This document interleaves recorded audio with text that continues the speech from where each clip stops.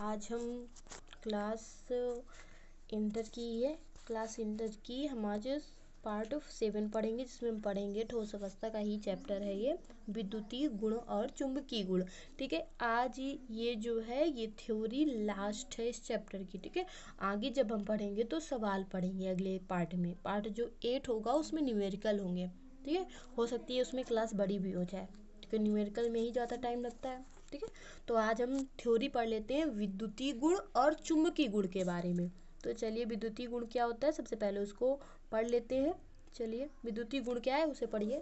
चालकता के आधार पर इसे 3 भागों में बांटा गया है। तो विद्युतीय गुण को चालकता के आधार पर कितने भागों में बांटा गया है? 3 भागों में बांटा गया है। पहला कौन सा है? चालक, दूसरा है विद्युत रोधी और तीसरा हमारा अर्धचालक। तो चालक क्या होता है उसे पढ़ लेते हैं। चालक क्या होते हैं? वे ठोस जिनकी चालकता का परास 10⁴ से 10⁷ ओम इनवर्स मीटर इनवर्स के मध्य हो, चालक कहलाते हैं। ठीक है, तो जिनका परास किसके बीच में हो? 10⁴ से 10⁷ ओम इनवर्स मीटर इनवर्स के मध्य हो, वो चालक कहलाते हैं। और धातुओं की चालकता की कोटि 10⁷ ओम इनवर्स मीटर इनवर्स होती है। और ये कैसे चालक होते हैं? तो ये उत्तम चालक होते हैं। तो जिनकी कोटि अगर 10⁷ ओम इनवर्स मीटर इनवर्स से होती है तो इनकी ये क्या कहलाते हैं? उत्तम चालक कहलाते हैं। दूसरे नंबर में हम पढ़ लेते हैं विद्युत रोधी क्या होते हैं। तो विद्युत रोधी वो होते हैं वे ठोस जिनकी चालकता बहुत कम होती है। कितनी होती है? माइनस में चली जाती है, 10⁻⁻20 से 10⁻10 ओम इनवर्स मीटर इनवर्स के परास के मध्य होती है, तो उसे हम लोग विद्युत रोधी कहते हैं। अर्धचालक पे आ जाते हैं। तो अर्धचालक क्या होता है? अर्धचालक ये वे ठोस होते हैं जिनकी चालकता 10⁻⁻6 से 10⁴ ओम इनवर्स मीटर इनवर्स के मध्यवर्ती परास में होती है, उसे हम अर्धचालक कहते हैं। तो ये तो डिफिनीशन थी हमारी चालक, विद्युत रोधी और अर्धचालक की। ठीक है, थोड़ी सी डिफिनीशन आपको बताएगी क्योंकि थोड़ा सा ही आता है। ठीक है, तो आगे चलते हैं, चुंबकीय गुण को पढ़ लेते हैं। चुंबकीय गुण होता क्या है? ठीक है, तो चुंबकीय गुण 5 प्रकार के होते हैं। पदार्थों को उनके चुंबकीय गुणों के आधार पर कितने भागों में बांटा गया है? तो 5 भागों में बांटा गया है। पहला कौन सा है? अनुचुंबकीय गुण, दूसरा है प्रतिचुंबकीय गुण, तीसरा है लौह चुंबकीय गुण और चौथा है प्रतिलौह चुंबकीय गुण और पांचवा है फेरी चुंबकीय। ठीक है, तो चलते हैं, सबसे पहले हम अनुचुंबकत्व को पढ़ लेते हैं। अनुचुंबकत्व होता क्या है? तो देखिए, अनुचुंबकीय पदार्थ चुंबकीय क्षेत्र की ओर दुर्बल रूप से आकर्षित होते हैं। जो अनुचुंबकीय पदार्थ होते हैं वो चुंबकीय क्षेत्र की ओर दुर्बल रूप से आकर्षित होते हैं। ये चुंबकीय क्षेत्र की दिशा में ही चुंबकित हो जाते हैं। ये चुंबकीय क्षेत्र की अनुपस्थित में, अगर चुंबकीय क्षेत्र वहाँ पे नहीं होता है, अनुपस्थित होता है, तो वहाँ पर इनका चुंबकत्व काम नहीं करता है। मतलब इनका चुंबकत्व जो होता है वो अपना चुंबकत्व खो देते हैं। अनुचुंबकत्व का कारण क्या होता है? किस कारण से ये अनुचुंबकत्व होता है? तो अनुचुंबकत्व का कारण होता है एक या अधिक अयुग्मित इलेक्ट्रॉनों की उपस्थित होने से।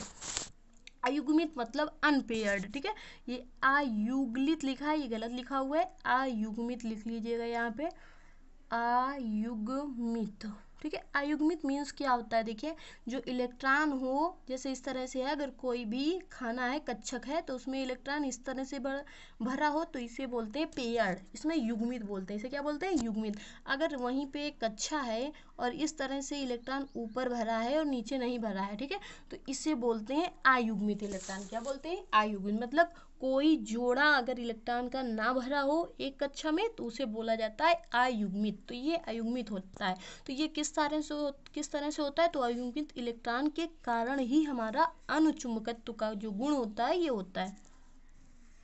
ठीक है, तो चलते हैं, आगे पढ़ते हैं। आगे क्या लिखा है उसे पढ़िए। जो कि चुंबकीय क्षेत्र की ओर आकर्षित होते हैं। ठीक है, अनुचुंबकत्व का जो कारण होता है एक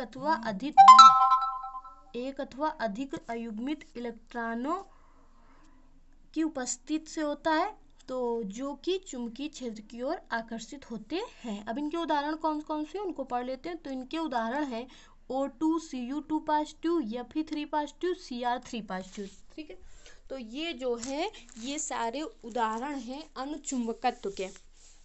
O2, Cu2 positive, Fe3 positive, Cr 3 positive. ये सारे जो हैं ये अयुग्मित इलेक्ट्रॉन इसमें भरे हुए हैं। कैसे इलेक्ट्रॉन होते हैं इसमें? अयुग्मित। ठीक है, तो चलते हैं अपने अगली थ्योरी पे। अगली थ्योरी क्या है उसे पढ़ते हैं।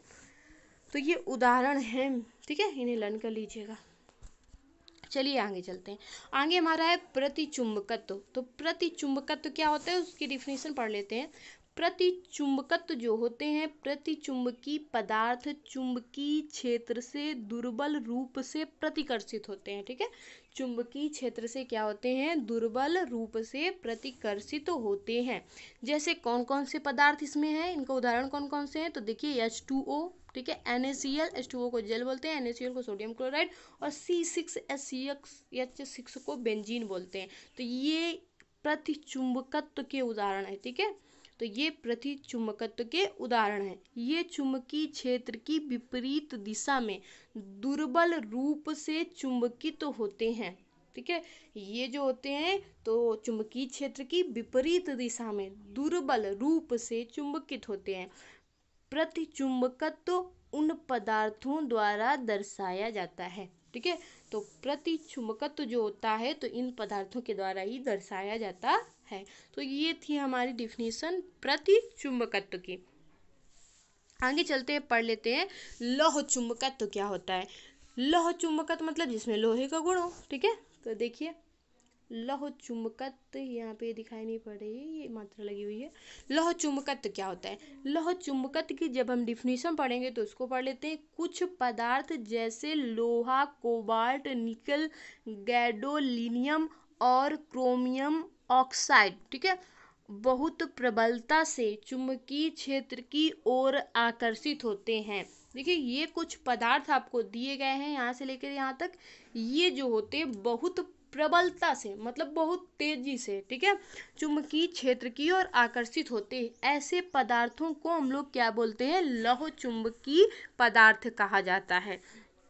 ठीक है, प्रबल आकर्षणों के अतिरिक्त ये स्थायी रूप से चुंबकित किए जा सकते हैं। ठीक है, प्रबल आकर्षणों के अतिरिक्त ये क्या किए जा सकते हैं? स्थायी रूप से चुंबकित किए जा सकते हैं। ठोस अवस्था में लौह चुंबकीय पदार्थों के धातु आयन छोटे खंडों में एक साथ समूहित हो जाते हैं। जो लौह चुंबकीय पदार्थ होते हैं इनके जो धातु आयन होते हैं वो छोटे छोटे खंडों में एक साथ समूहित हो जाते हैं। अगर उनके खंड जो है काट काट के रख दिए जाए तो उनमें इतना चुंबकत्व का गुण होता है कि वो सब आपस में चिपक जाते हैं और एक तरह का समूह बना लेते हैं। इन्हें डोमेन भी कहते हैं। इन्हें क्या बोलते हैं? डोमेन भी कहते हैं। तो ये थी डिफिनीशन हमारी लौह चुंबकत्व की। अब हम पढ़ते हैं आगे। देखिए यहाँ पे चित्र भी बना दिया गया है। देखिए लौह चुंबकत्व का चिन्ह बना दिया गया है यहाँ पे, प्रतिचुंबकत्व का इस तरह से ये जो चित्र है इस तरह से बना दिया गया तीनों का। पहले कौन था? तो पहले हमारा था अणुचुंबकीय, ठीक है, दूसरा हमारा कौन था? प्रतिचुंबकीय, फिर हमारा कौन था? लौह चुंबकीय। ठीक है, तो ये इस तरह से इनको डोमेनों को दर्शा दिया गया है। आगे चलते हैं। आगे जो हमारी चौथी हेडिंग थी वो क्या थी? तो वो थी प्रतिलौह चुंबकत्व क्या होता है। प्रतिलौह चुंबकत्व प्रदर्शित करने वाले पदार्थ जैसे MnO मैग्नीज ऑक्साइड, ठीक है, में डोमेन संरचना लौह चुंबकीय पदार्थ के समान ही होती है। जो प्रतिलौह चुंबकत्व होता है प्रदर्शित करता है मैग्नीज डाइऑक्साइड, मतलब मैग्नीज ऑक्साइड, उसमें जो इसकी डोमेन की संरचना होती है वो लौह चुंबकीय पदार्थ के समान ही होती है। ठीक है, परंतु उनके डोमेन एक दूसरे के विपरीत अभिन्यासित होते हैं। ठीक है, उनके डोमेन क्या होते हैं? एक दूसरे के विपरीत अभिविन्यासित होते हैं तथा ये एक दूसरे के चुंबकीय आघूर्ण को भी निरस्त कर देते हैं। ये इनमें और डिफरेंस सा गुण पाया जाता है कि वो एक दूसरे के विपरीत अभिन्यासित होते हैं और एक दूसरे के जो चुंबकीय आघूर्ण को निरस्त कर देते हैं। तो ये थ्योरी थी हमारी प्रतिलौह चुंबकत्व की। आगे क्या है हमारी, किसकी थ्योरी है? तो आगे सबसे लास्ट थ्योरी जो पढ़ी है हमारी 5वें नंबर है वो कौन सी है? फेरी चुंबकत्व। फेरी चुंबकत्व क्या होता है? तो देखिए फेरी चुंबकत्व क्या होता है। फेरी चुंबकत्व होता है जब पदार्थ में, ठीक है, जब पदार्थ में डोमनों के चुंबकीय आघूर्णों का संरेखण समांतर एवं प्रति समांतर दिशाओं में असमान होता है, समांतर और प्रति समांतर दिशाओं में समान होता है, तब पदार्थ में फेरी चुंबकत्व देखा जाता है। तो जब पदार्थ में डोमनों के चुंबकीय आघूर्णों का संरेखण समांतर एवं प्रति समांतर दिशाओं में असमान होता है, तब वहाँ पे फेरी चुंबकत्व देखा जा सकता है। जैसे चित्र 1.32 का बताया गया, जो कि ऊपर बना हुआ है, आपको चित्र दिखाया गया था, वही चित्र है, ठीक है।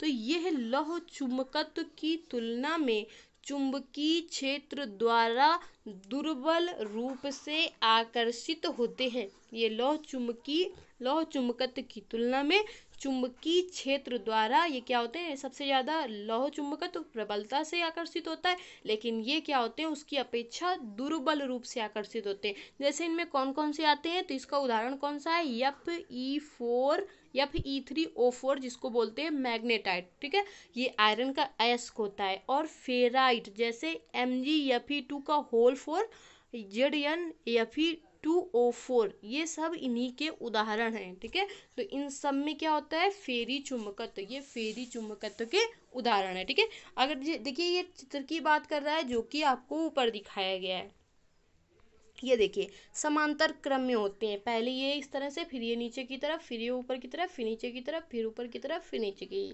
तरफ, ठीक है। तो ये फेरी चुंबकत्व को दर्शाता है, ठीक है। तो चलते हैं, अब यहीं से अपनी क्लास को हम समाप्त कर रहे हैं। कल आपको मतलब इसी का जो अगला पार्ट होगा, पार्ट 8, वो न्यूमेरिकल से होगा, क्योंकि न्यूमेरिकल उसमें करवाने और थोड़ा सी वो क्लास बड़ी भी हो सकती है।